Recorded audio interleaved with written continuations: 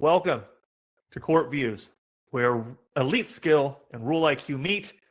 I'm Sony Tawari, here with Milton Chavis at MDW Basketball.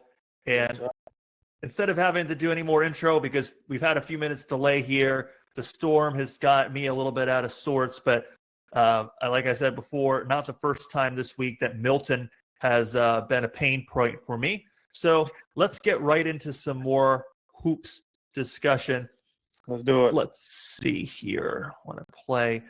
Let's just go right with this play, this new Milton concept. I posted it in the Ref Masters app recently, and the response was very strong. Folks were mostly very insistent that this was a violation. Yeah. So want to talk about it here. For those of us that are attending live, want to get your take on this as well. Let's play this a few times. I heard a lot of comments on this. I think one comment was even that it was 6 violations on the play. In jest, of course, but point still taken. For our studio audience today, we have a violation on this. And if it is a violation from your perspective, what makes it a violation? If that's your ruling, that's what I want to hear. And Milton, I think this was a new one. I hadn't seen this one before, right? Yeah, I just created this one the same day I posted it, Sunday. So while we're hearing back from our live audience in the chat, take me through this. As far as like just breaking it down? Yeah, break it down. Simple little setup move. Delayed the end of my dribble. Hopped consecutively on the same foot during my live dribble and ended my dribble with my left foot on the floor for gather. Took step 1 into my step back with right, or my side step with my right foot, then left foot for step 2. Use the trigger step with my non-pivot, basically just pivoting and stepping. And I stepped through legally on that non-pivot, which is legal per NBA and FIBA rules. And by trigger step, you mean this left foot going back there, and then pushing forward, right? Yes, sir. Yep. That's just for me. I'm trying to learn this terminology as well. Yeah. And I think you know me, Milton, I love you, man. And I love everything that you've been doing the last few years. Yeah. But for me, even when I saw this at first, I was like, but no, that's a travel. Mm-hmm. But I guess the thing that can really trip people up is when does the dribble actually end? Mm-hmm. And you're saying that if you look closely here, you're still dribbling right now, right? Yes, Where I sir. have it frozen. At any point, I'm still dribbling there. Even now, right? Yes. Right now, you could take another dribble. You're totally illegal. So your steps haven't started yet. Nope. Same. Then I ended. So now you ended. So now you've got 2 steps from here, right? 1, trigger, 2. Can't do a stop. 2. That's it. And that James, right? James, you're on travel. Let's. I'd be interested in this too. Right? It's Donovan. You mentioned this, right? NBA legal, FIBA legal, Mm-hmm. right, Milton? Yeah. But NCAA men's and women's, NFHS, travel. Yes, sir. Right. So I think that's the thing that can be really challenging for folks, again, is what level we're thinking about it at. Corey says lower levels illegal at FIBA. Yeah, exactly. Right. Yeah. That's what I always pose with my content too. Is it legal per NBA and FIBA rules? You just, reading is fundamental, man. Reading is fundamental. It's interesting, though, because I think one of the points I see you have conversations on your MDW page about this is folks will folks will be like, well, that's a travel. And you're like, well, in most of the world, except for these couple of levels here in North America, this is legal play. That's it. So I do think that's helpful for our North American audience like myself. I can tend to be a little, U.S. centric in the viewpoint here. But if we're saying at a FIBA level, right, that's a gather. Now you've gathered the ball here. So now you've got 2 steps. There's 1, trigger, 2, lay. That's it. Majority of the world actually has this as a legal play. Yes. Yeah. Okay. Yes.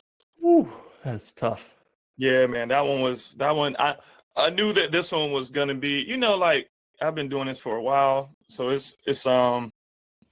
I feel like I've done some of everything. So, when I get a chance to create something new, it's always fun. This one was very, very fun, but I knew it was gonna get the reaction that it got. Yeah, that's what I love about that as well. It's not like you're saying, "Hey, this is something to go work on and do in the game," right? You talk a lot about these being concepts, and you're trying to push the boundaries of how we think about what's legal. Jose, you mentioned here in the chat, real time in a game, who's calling or not. Very challenging, right? Most of us, if we see this in a game, we've never seen this before, and it's very easy to blow a whistle on Sunday because it looks funky. Yeah.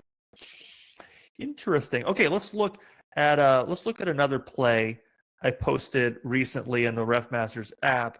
But like most of my stuff, I just steal things from everyone. I'm not really a very original person.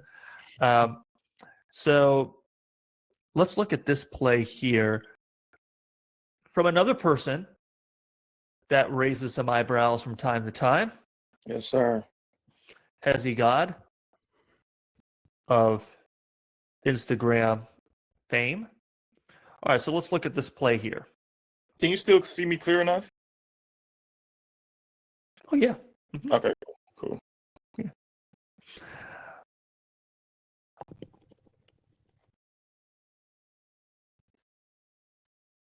Let's look at that again. So my question for the group is, at what levels is this legal, if it's legal? Yeah. Let's pose it that way.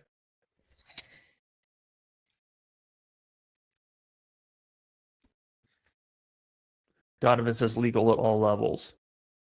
So I think what's the thing that trips people up here, Milton? It's just the exaggeration of the step. I don't think people understand that the difference between establishing a pivot foot, and returning it to the ground versus launching during your live steps or your actual steps, which is perfectly legal to do. So I think it throws people off when they see jump.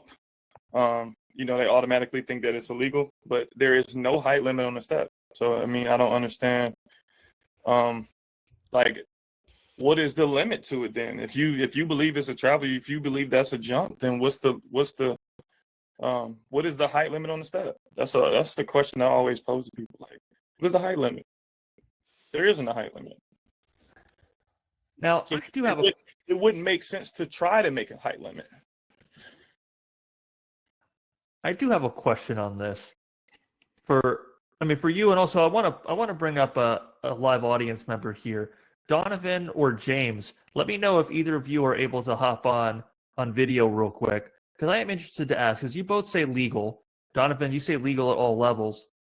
The question I have, and Milton, of course, want to hear your thoughts on this as well. Just want to get some other viewpoints here.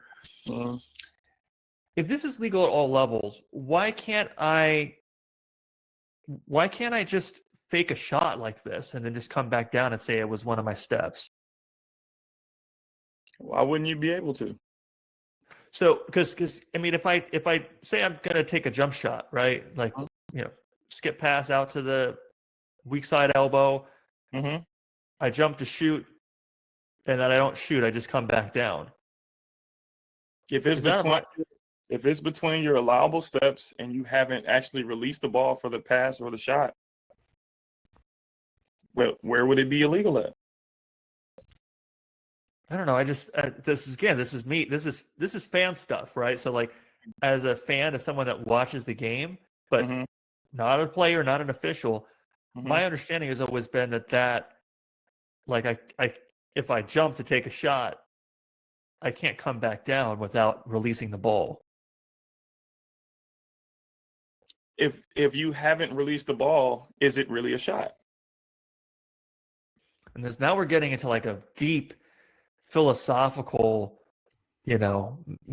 metaphysical, existential type of conversation here. Like if what is it about the tree in the woods? If it doesn't make a sound or if no one hears it, did it really fall?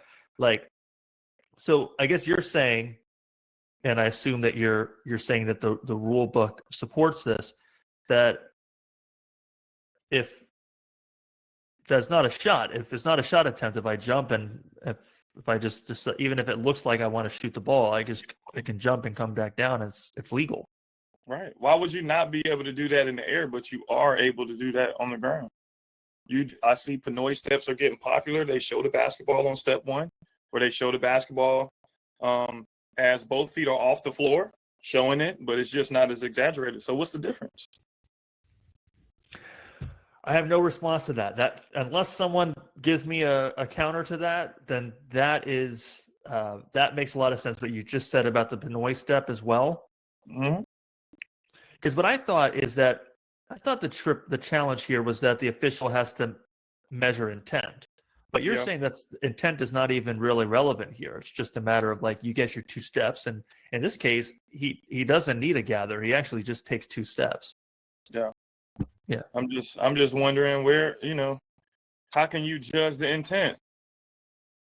Yeah, that's true. If they don't release the ball for a shot, how can you judge the intent?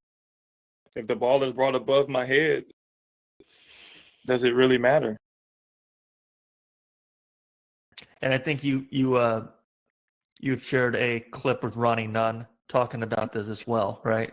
I did. Yeah, I did. There's really no height limit to what you do with your steps. Nope. Yeah. It makes a lot of sense. It wouldn't be right if you tried to do that anyway. Like, how would that make sense? Like, it would make sense maybe for a smaller guy, but would it make sense for Giannis or vice versa? So it's like, if you can use it to your advantage, use it. That makes sense. I just got to wrap my head around that a little bit more, but that's why we're here. Yeah. Milton, as I'm pulling up our next play to discuss, you're starting your season, or I should say the players that you train, here in the early stages of the season.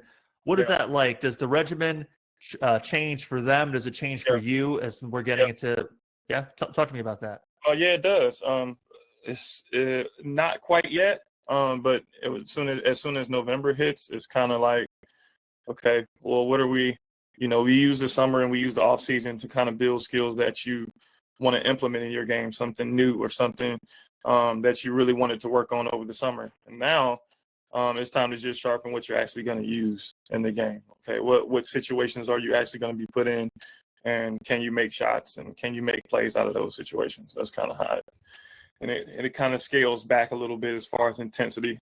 As far as like actual physical, player against player, it does change. But yeah. And when you're in this late part of the off season, getting ready for the season, is it too late to teach new things? Does the approach in terms of training change as we get to this late stage, or is it more of just continuing to do what we do?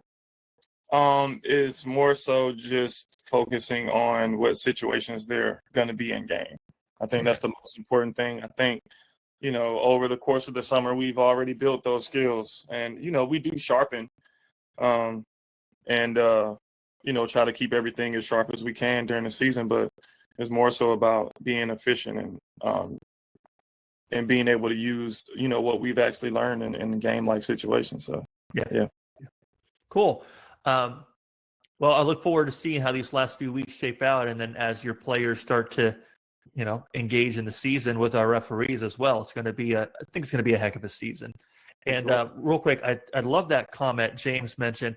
How can we tell an offensive player how to take their 2 steps? We can't. Exactly. Going back to yep, that's awesome. Thank you, James. All right, let's look. Speaking of James, let's talk about another James that always has us talking. Yes, sir. This was different. This had me going out to the park and like kind of trying to work it out. So want to hear from our live studio audience here.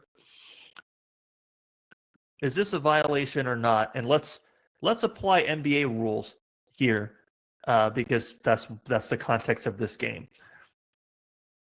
Do you have this as a violation on Harden? Legal, travel on all levels. What else we got, man?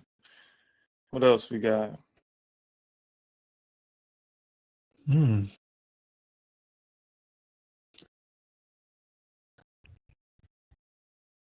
waiting on James. Yeah. What James got going on? Even though he tried to call my player travel. Stop playing. Stop it. Stop it. So his is legal and mine is not? Jesus Christ.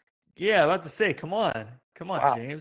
No, let me do this, Jose. I want to bring you back on because you're saying that this is a legal play. I want to hear your take on that. I want to hear your take, and then Donovan, if you're able to come on, let me know. I'd be interested to hear you talk about the rationale for this being a travel on all levels. But let's go to Jose first. All right, Jose, I'll play this again. Talk me through what you're seeing. Okay, Harden's dribbling, then he goes into a step back. Like while he does the fake with his hand doesn't have nothing to do with the legality on his feet. He's just dribbling, step back shooting. So to me, that's legal. I always say a step back shot is like a layup. You take the steps, but only backwards. So to me, that's a legal move. This is where actually, no, this is good. Jose, I appreciate that. That's why we're here. Let's have a court views discussion. I want to see if I can pull up Donovan here. Milton, I know your perspective on this, and my perspective is, of course, very influenced by yours. But I think I came to a conclusion all on my own for once as well. Yeah. I want to play this a couple more times, and I want to see if Donovan, let me know if you're able to hop on, even just on audio. Want to get your take on this as well. There. So here's what I'm struggling with. I think he said he can't, unfortunately. You can't. No worries then. Milton, let me take a stab at this, and then you tell me if this lines up with your view on this. Mm-hmm. So Jose, step back is fine, but the thing with the step back is usually it will look like you're taking more steps at the NBA level because you're still in a dribbling mode. You have not gathered the ball. But the problem is that in order to fake the pass with 2 hands, there's no way to say he hasn't gathered the ball. So this actually is a 3rd step. That's the way I'm seeing this. Milton, what's your take? So yeah, on the pass fake, he ends up ending the dribble as he fakes the pass on his right foot. Or even if you're generous and say he ends it here with both feet off the floor, he still takes 3 steps after gathering. Because he's gathered the ball here. He's not he cannot dribble the ball anymore. Oh, 1, 2, 3. Yes, that is clearly a travel. Clearly. You see what I'm saying there, Jose? I don't know. That would be hard to call in a game. If I'm now not that's sure another point. That's another point, right? It's one thing for us to be able to see here, but calling that in the game, and as it wasn't called in the game, probably for that purpose in part, totally different. Yes. I've seen it.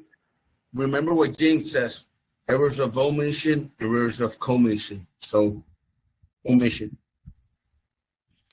Yeah, that's a good point, and it my debate. The reason to debate this isn't as much about like whether the call was the right call or not, but more about the concept of like to do this and for it to be textbook legal. Yeah. Right. Yep. You've got to figure out how to, if you're going to make the pass fake with two hands, you've got to, He's got to do it. gotta- Like I do it. yeah. You got to do it like Milton does. That's Come on, man. That's all you got to do, James. that's all it is. Chris, you say puts hand under the ball and breaks it to a pause, otherwise gains enough control to hold it.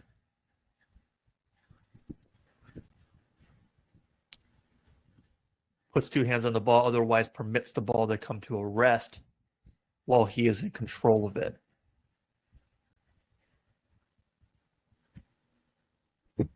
Yeah, fair. Like you said there, Milton, too, even if you're generous and say that both feet are in the air right now. 1, 2, 3. Yeah. But yes, Milton, it's a really good point. And thanks, Chris, for sharing that too. Updated context on the rules there. We're talking about these things. It's a little conceptual sometimes because we're saying in a vacuum, whether it's a traveler or not. Jose, you're becoming like a part-time member of the pod. Appreciate that. All right, we're gonna say goodbye once again, but maybe we'll see each other again soon. We're good. Thank you, man. All right, let's look at some more hoops. Let's see. Got another one here. And by the way, if you didn't know, my play was inspired by Harden's play. I just added my sauce on it. Yeah. That's cool. I didn't know that. Yes, sir. When I faked the pass, and then I took my side step, and then I just stepped it through instead. That makes sense. Now that you say it, now it totally makes sense. Yep, You know? that's where I got it from. That's where I got it from. Cool. Because one of the things I was really struggling with, I was at the court trying to play around with that, and I was like, man, like how did Milton even come up with that? Because it's like really it. And so the thing is that you're just, you just bite off everyone else too. Every now I'm and joking. then. I'm joking. But a lot of the concepts that I created were just out of thin air, and then some of them drew some inspiration from basketball. But of course, it's the game. It's not like it's just add into what's already there. Well, it's like music too. That's how it is. Like that's my world, music. And you can be really creative, but you're always building on concepts and things that you've heard that other people before you have done, right? Absolutely. All right, let's look at this one. I think this will be our last one for today. We said coming in, we're going to do a shorter session today, so I can go back and clean tree debris off of my lawn. Yeah, let's look at this one. I think this one was for our officiating audience. Everyone was pretty on board with this being legal, but this just looked crazy. Yeah, that one was insane. I really like this concept. I might do my own twist to this one and make people really angry. Oh yeah? Yeah, man.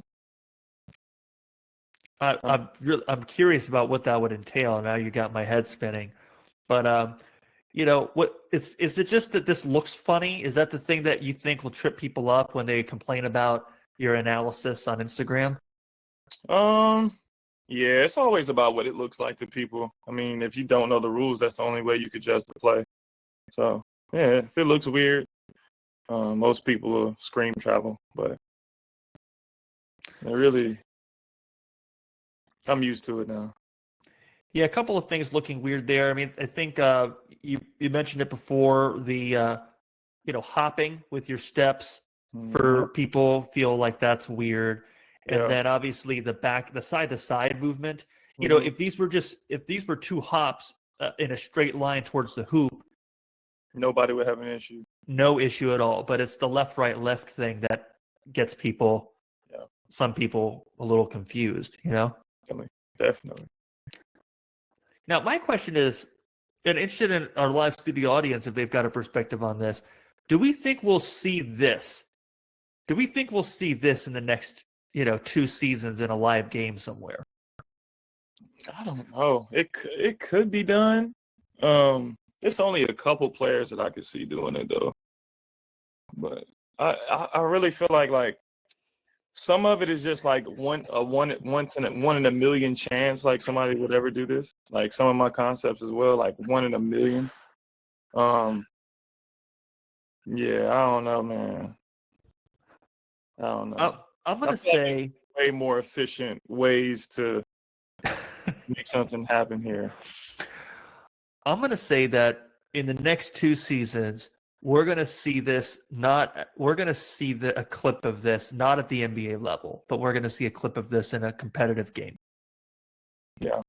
I think we're gonna see something that looks an awful lot like this. Like you'll be able to make a video showing like, oh, see this, and we talked about this 2 years ago.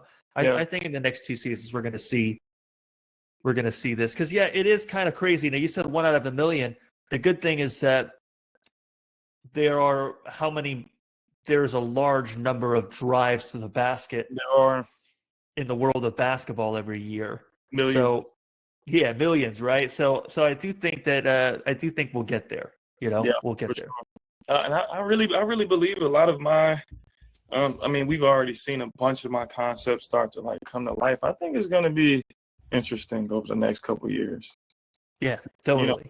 People who are growing up right now, watching me or watching, how the game is evolving and want to gain a competitive advantage. The first person that does it, they're going to be tough. They could have a run like James Harden had when he was in Houston and nobody could figure out the step back.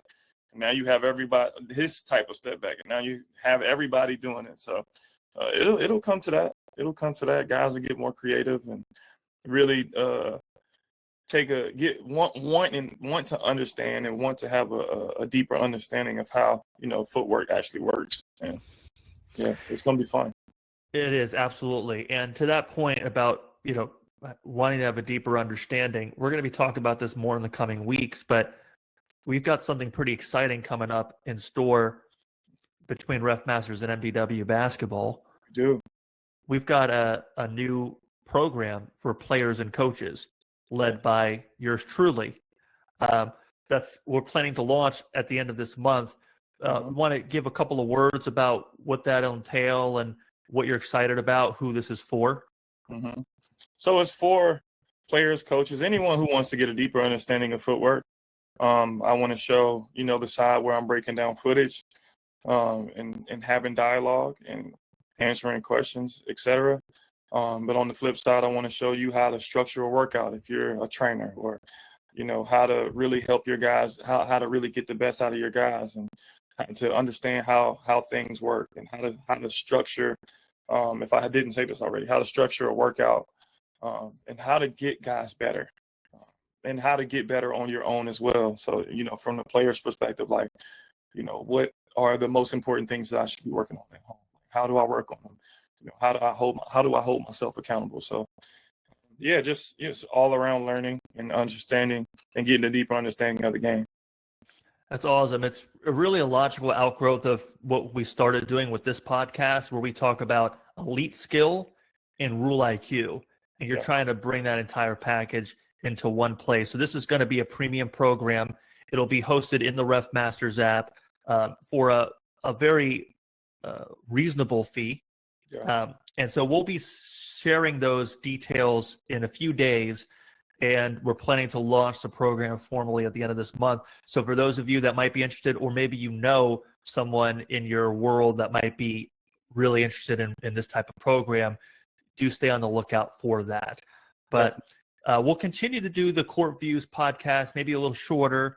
And then this new program that we'll have in the Ref Masters app will be a deeper dive. We'll have monthly sessions. You'll also be doing a lot of film work from your gym. Yes. And, we're really looking to use this as an opportunity to raise the bar for training and for player preparation. We want to make better players, make better coaches, the same way that we want to make better referees in the Ref Masters app. So, excited to work on that with you, Milton. And those of you either here in the live audience or watching this recording, if you're interested to learn more, please reach out to me or Milton. We're in the Ref Masters app, and would love to talk to you more about that. But in terms of our next Court Views pod, we'll do another one in a few weeks. We still enjoy doing these, and we'll probably have a bigger panel next time. We had some last-minute rearrangements due to the storm. Yeah. But if you like today's session and you're looking forward to the next one, share your plays. Post them here in the Ref Masters app, or share with Milton at MDW Basketball on Instagram or on TikTok. We love to see the plays that you're interested in. They could be a lot of footwork plays. They could be other plays too. So share your plays. Send us your feedback. Let us know what stuff you like, stuff that you'd like to see a little bit more. We're always interested to hear that so we can continue making this better. And last, spread the word. We want to continue growing this conversation, and you're really the key to doing that. So on behalf of Milton, I'm Sony. This has been Court Views. See you next time.